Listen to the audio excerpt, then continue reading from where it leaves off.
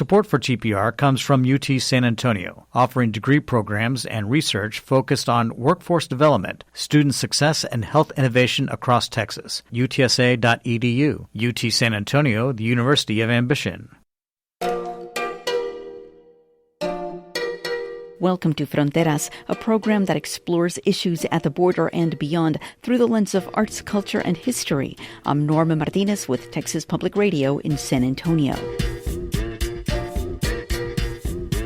15 men and boys between the ages of 15 and 72 were taken out of their homes and shot in the West Texas desert on January 28, 1918. A group of Texas Rangers, Army cavalrymen, and area ranchers targeted ethnic Mexicans, any ethnic Mexican, in retaliation for a deadly Christmas Day raid on a ranch the month before. The massacre at Porvenir has gained attention over the last century as the history of violence against ethnic Mexicans in Texas in the early 20th century has come to light. It took a century before a historical marker acknowledged what happened in the now abandoned Texas border village of Porvenir. But now another tragedy at Porvenir is happening before our eyes. Construction crews under contract to build border wall infrastructure are bulldozing parts of the desert just yards from where 15 men and boys were shot almost to pieces, yards from where archaeologists have recently uncovered important evidence of the Army's involvement in the massacre. We're talking about this today with historian Mónica Muñoz Martínez, author of The Injustice Never Leaves You, Anti-Mexican Violence in Texas, and with a descendant of one of the Porvenir massacre victims, Elsie Garcia. Martínez gives us a broader context of where this massacre at Porvenir stands in this undertold chapter of Texas history. The atrocity itself was so damning that it drew the attention of the Mexican government and state legislators to really shine a light on a long culture of impunity that was enjoyed between 1910 and 1920 during a period that was locally referred to as La Matanza, a period of anti-Mexican violence that was state-sanctioned and resulted in hundreds, if not thousands, of people being murdered. And the period itself has been forgotten by some, but for people who are related to descendants of some of the victims, they have been calling for public acknowledgement and commemoration of this period. But the Porvenir massacre itself was an event that prompted an investigation by the Texas legislature. It helped Representative J.T. Canales get a House Bill 5 passed, which called for the state legislature to have an investigation into the Texas Rangers for their role in this period of violence and their role in the Porvenir massacre. And although it didn't end violence in Texas, the massacre itself and then the investigation into the Texas Rangers preceded what historians have described as the Red Summer, a summer of extreme racial violence in 1919. But the Porvenir massacre helped to expose that culture of impunity that was enjoyed by law enforcement and vigilantes. It helped for calls for accountability, and it also helped to expose the work of law enforcement and state officials to cover up, try to justify violence, and expose false accounts of these tragedies. I mean, it's important to remember that the investigation itself received a lot of attention. And so journalists, for example, transcribed the testimonies. This took place in Austin at the state capitol for over 2.5 weeks. And so it drew intense attention, and there was a backlash. So as many people testified about Texas Ranger abuses, there were people testifying in support of the Texas Rangers and their violence. And so it really was this contest between witnesses to convince the legislators, but also the public about the violence, the injustices, and what proper remedies would be. And unfortunately, the committee released a report that found that Texas Rangers had been committing violations of people's civil rights, and they called for reforms of the Texas Rangers, but they did not call for prosecutions. And so, again, people, rangers with these bloody records did not face accountability. Now, the investigation itself was made available to one historian, Walter Prescott Webb, who used the records to write about the Texas Rangers in his really iconic book of the Texas Rangers. And that account, like others that followed, really justified, downplayed these acts of violence, and promoted the Texas Rangers as heroes of progress. And so that historical narrative, that mythic portrayal of the Rangers, then circulated in Hollywood, in movies, in novels, and that lasted for some would say well over a century. Although historians and academics, people like Americo Paredes, tried to challenge those depictions, especially of this violence, it was longstanding. And it wasn't until historians returned to these records in the state archives, utilized them for their writings. It's been about half a century of academic writings that have returned to this, to retelling this history of state-sanctioned racial violence, but still changing public perception and educating the public about this period is ongoing. And what is really interesting is this history, as of late, was hidden from the actual descendants of those who experienced the massacre at Porvenir. And so, Elsie Garcia, you are one of those descendants. And it was really fascinating to hear how the story of your ancestor came up. He was 95 years old before he started talking to your mother about what he saw and what he experienced. So backtrack a little bit and tell us this story of how your family came to be aware of the massacre at Porvenir.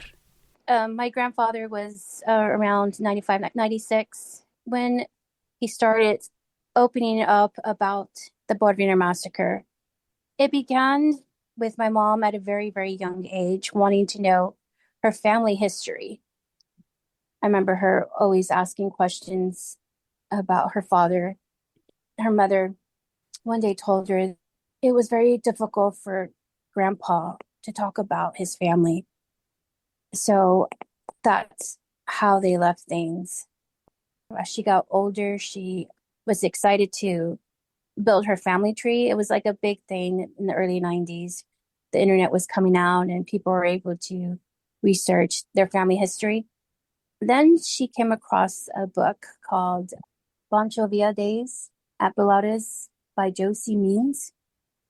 And in that book, she came across a family, and that family looked very familiar to her family tree. She needed to verify with her father. So she drove to Odessa, Texas, where he lived. And she sat down with him and asked him, is this your family? And he said, yes. And in that book, she discovered that her grandfather was murdered in 1918, which is known as the Porvenir massacre. And she wanted to know more about this history. And she spent the rest of her life, we're talking about decades, searching for answers. And she sat down with her father, and this was a long process. And she traveled to Odessa many times to interview him. And we have videos. She has cassette recordings and sitting down asking him many questions. And he also had a very sharp mind. He remembered everything. It was like my mother was watching a movie. That's how detailed he remembered the massacre, the night that his father was murdered. And we need to point out that your grandfather was only 11 when he witnessed these killings and its aftermath. So it's really kind of understandable why he and, other survivors of trauma don't talk about it. But this, unearthing of history really put your mother on a path again to maybe find justice, which is still a long time coming, but just to raise awareness. And I understand that I believe your family even looked for other descendants of the victims of this massacre, and they had no idea what had happened just, a few generations before. So maybe can you talk a little bit about, your mother's tenacity and really trying to make people aware of what happened and bringing a broader number of people into her circle? Yes, it was very important for her to reach out to many descendants as possible to see what they knew. She was trying to collect information. What she learned from interviewing these families, all they knew was the massacre. All they knew is that they were murdered. And that was the story that got passed on from generation to generation. There was no justice, and they didn't know about the court hearings. They did file a case with the Supreme Court. They weren't aware of that. My mother discovered so much information, and she realized the families weren't aware of how much their ancestors were trying to obtain justice during that time period. I think that's important to know because that never got passed down. That was overshadowed. All that got passed down was that they were murdered. Elsie Garcia is the great-granddaughter of Longino Flores, one of the 15 men and boys killed by Texas Rangers, Army cavalry members, and area ranchers on January 28, 1918, in the border village of Porvenir. Mónica Muñoz Martínez is a historian of Texas history, U.S. history, and the history of race and civil rights. She's the author of The Injustice Never Leaves You, Anti-Mexican Violence in Texas. When we come back, the threat of a border wall cutting through Porvenir has shaken historians and family members alike. And for the descendants of Porvenir, it's a difficult trip to make to the site or to see Porvenir, but they can do that. And if this construction continues, that would be taken away. Our conversation continues next on Fronteras. The impact of trusted journalism extends far beyond today's headlines. By including Texas Public Radio in your will or estate plans, you can help ensure future generations remain informed, connected, and engaged through the power of public media. In recognition of Make a Will Month this August, consider creating a legacy that supports the independent reporting, meaningful conversations, and community storytelling that South Central Texas relies on. Learn more at tpr.org/legacy. Welcome back to Fronteras. I'm Norma Martinez with Texas Public Radio in San Antonio. Texas Monthly recently published the article, Trump's Border Wall Construction is Set to Bulldoze a West Texas Historic Site, by Peter Hawley. The cover photo in the article shows a bulldozer approximately 30 yards from the Porvenir massacre site in Presidio County. The site is still being researched by archaeologists who recently uncovered evidence of the Army's involvement in the unjustified killings of 15 ethnic Mexican men and boys in 1918. The village of Porvenir no longer exists. Its residents abandoned it in fear shortly after the massacre. But the site of the murders is sacred to the descendants of the victims. Hawley says in the article that a smart wall map by U.S. Customs and Border Protection shows a 30-foot steel barrier would cut off access to the site. We're talking today with Elsie Garcia, great-granddaughter of Longino Flores, one of the victims of the massacre, and with historian and author Mónica Muñoz Martínez. Martínez further explains the significance of what's still considered a century-old crime scene under threat of destruction. It's significant for these descendants, but it's historically significant for Texans and for Americans, from anybody from in North America, the region, because not only is it a history that is contested, that some people continue to cast doubt on. It occurred after the massacre, that law enforcement tried to justify it, profiled the victims as criminals and as squatters, and that was circulated in the press. to Elsie's point about the family's efforts for justice, there was a grand jury hearing in Presidio County, but they did not indict Captain Fox or any of the Texas Rangers. And although the company was disbanded, many of those Rangers went on to have long careers in law enforcement, and some, including Captain Fox, rejoined the Texas Rangers. But the families pursued justice through an international tribunal. And so if we think about the context for these families pursuing justice, working with the Mexican government to try to seek a financial indemnity, for example. There being State Department investigations, military investigations. They pursued justice for decades, and there were no prosecutions. So if we think about Elsie's grandfather in that context, and the kind of fear that he lived with, some of the people who participated were walking around with Colt 44 revolvers. And so, again, just to speak about the importance of the family's commitment to pursuing justice across generations and how it shaped their families for generations. But I just wanted to emphasize some of the points that Elsie made and some of that context for decisions that people made about whether to pursue justice or merely to survive and how best to survive. And sometimes that meant not raising attention or not wanting to be found by some of these agents. But in terms of the significance of the site itself and what would be devastating if the border wall was to be erected and constructed in this region, putting at risk not only the site of the massacre, but also what remains of the community of Porvenir. It would be a tragedy that's unthinkable. The site is significant also because what we know of the methods of violence that were used during La Matanza is that many people were disappeared. In that 1919 investigation, some local officials in South Texas described Mexicans being evaporated from the region. So people were arrested, and then in transport, many of them were murdered. And so actually my book opens with a story of a father trying to find the remains of his son.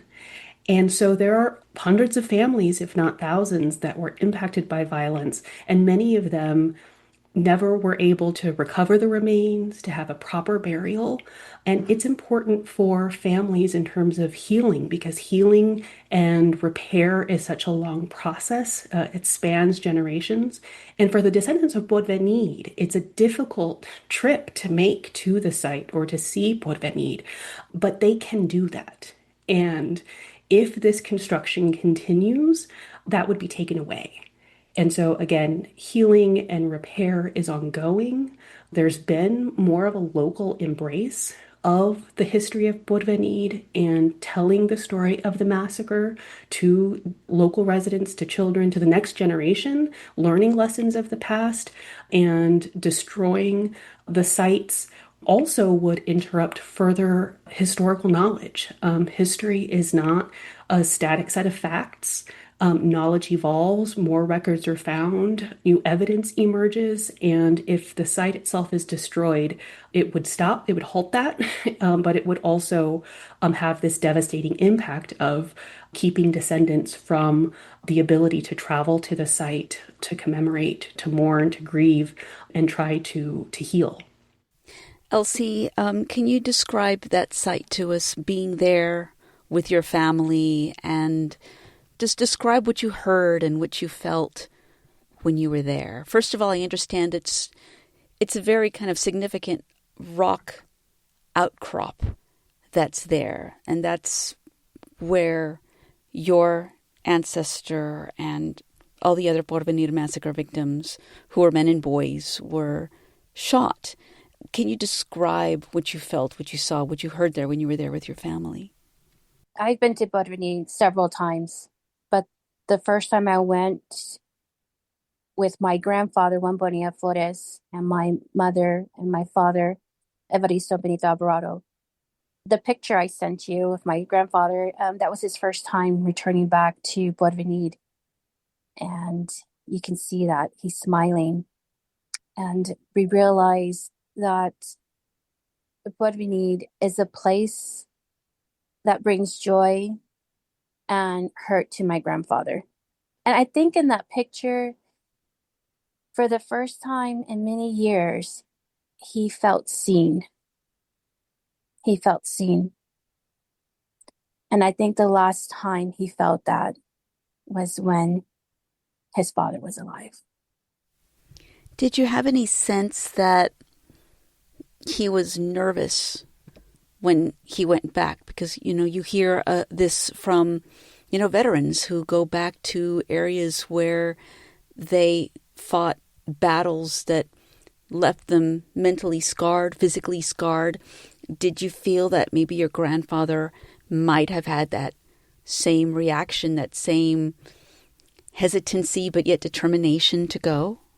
Yes, because when he took us to the massacre site for the first time, he was very quiet. I could sense the sadness in his face. I could feel it. I can feel that. Being silent in that moment of sharing where his father was murdered, all of a sudden he just got completely quiet. Prior to that, he was explaining to us about Porvenir, how they lived. I can sense that sadness. I think it's interesting, Elsie, that, reading about your grandfather, Juan Bonillo Flores, he was only 11 when this happened, yet he played a pretty key role in being able to know who the victims were, because he was helping identify the victims at 11 years old to another man who was there, who was writing all this down. And it was that information that helped serve as evidence, I understand, when it all came to be presented to the Texas State Legislature the following year. Yes, he was the young boy who got on a horse and he rode all the way to Harry Warren's ranch to inform him what happened. He had to take on that role. Imagine what he was thinking of while he was riding the horse to Harry Warren. What was he thinking? He was seeking hope, but he had courage. And it's a courage that has been carried over into the generations, because you are helping to make sure that his story does not get evaporated, to use the word that Monica was using earlier. I don't know what thoughts you have of this site now being essentially cut off from you and any other descendants who wish to visit this site. Can you tell us a little bit about how you're reacting? Oh, it is absolutely heartbreaking, because that area, when you travel on Chispa Road towards Porvenir, the landscape is breathtaking. It is absolutely beautiful. You feel like you're traveling back in time, and the land is so preserved. That is one of the reasons why my grandfather loved Porvenir. It's breathtaking. And for the massacre site to be destroyed, it's just heartbreaking for my grandfather, for my mother, to see it just destroyed. It's a lot. There's so much. I don't know how to explain it to you, but it's a lot of history. It's a lot of research. It goes deep. It's very deep. I do want to thank you so much, Elsie Garcia. Thank you so much for sharing your thoughts and your feelings and your experiences with us. Monica Munoz Martinez, always a pleasure to speak with you, and I'm sure we'll be talking again in the future. Thank you so much for your time today. Thank you. Elsie Garcia is a Uvalde resident and is a descendant of Longino Flores, a victim of the 1918 Porvenir massacre, a key event in early 20th century borderlands history that drew attention to the widespread state-sanctioned violence against ethnic Mexicans in Texas. We also spoke with Monica Munoz Martinez, historian of Texas history, U.S. history, and the history of race and civil rights. Martinez is the author of The Injustice Never Leaves You, Anti-Mexican Violence in Texas. She's also the co-founder of Refusing to Forget, a nonprofit formed by a group of historians dedicated to bringing attention to the matanza and to search for justice to the known and unknown hundreds or thousands who were killed in the Texas borderlands between 1910 and 1920. The descendants of Porvenir have launched a petition asking the federal government to halt construction on the historically and archaeologically sensitive site of Porvenir. A link to it is at tpr.org. And go to tpr.org to see a picture of Elsie Garcia's grandfather, Juan Bonilla Flores, visiting Porvenir, the site where he witnessed his father's murder over 100 years ago. Fronteras editors are Dan Katz and Yvette Benavides. The program is produced by Maria Navarro and Norma Martinez. Cheranka Cakewalk composed our theme music. Hear past episodes at tpr.org and on the Fronteras podcast. I'm Norma Martinez with Texas Public Radio in San Antonio. Thanks for listening.